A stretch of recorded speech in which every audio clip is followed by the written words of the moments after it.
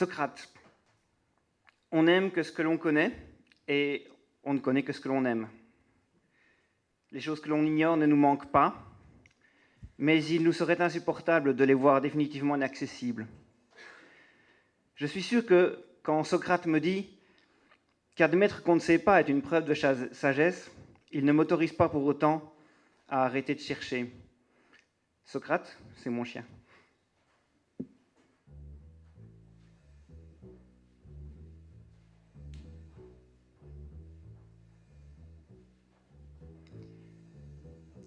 Point du jour.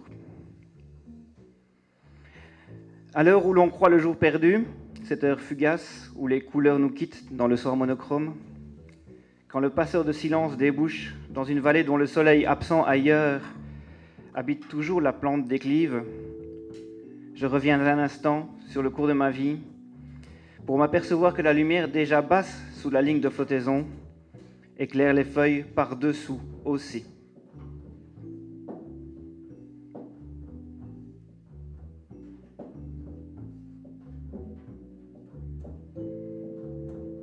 L'acrobate. Elle a fixé sa plaque en laiton à l'aide de 2 vis antivols, avec son nom et sa profession. Elle a passé un coup de balai, mis son petit tailleur bleu et arrangé les plantes vertes dans l'entrée. Elle a disposé les revues dans un désordre apparent. Elle est allée chercher son papier à en-tête chez l'imprimeur, 2000 exemplaires et quelques centaines d'enveloppes. Elle décalote son plus beau stylo et écrit « Cher client, virgule ».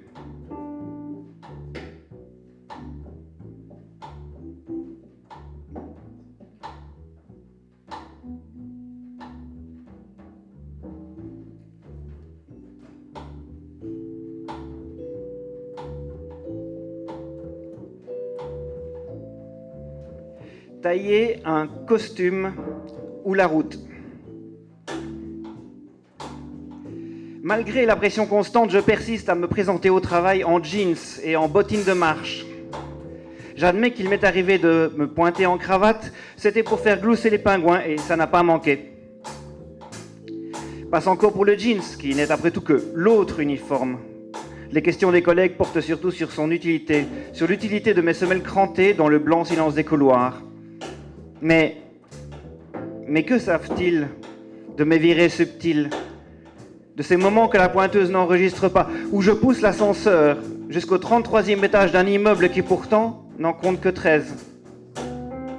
Quelle part donneraient-ils de leur budget blanchisserie pour atteindre au jardin coloré où je me perds, plutôt que de se contenter de la dernière meringue blême à la cantine? Le respect de soi est une discipline exigeante, et j'en témoignerai si l'on me demande avis.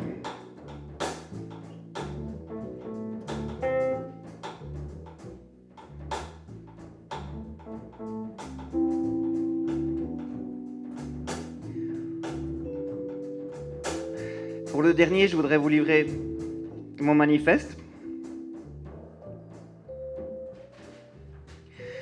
Nous voulons des textes simples, spontanés à force de travail,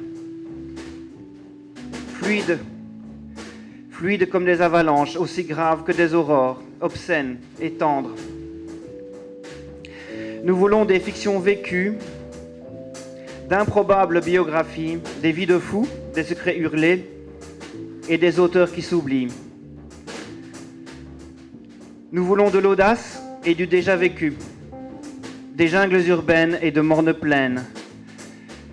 Nous voulons des attentes avortées et des sommeils haletants. Nous voulons revenir de quelque part. Nous voulons revenir de quelque part.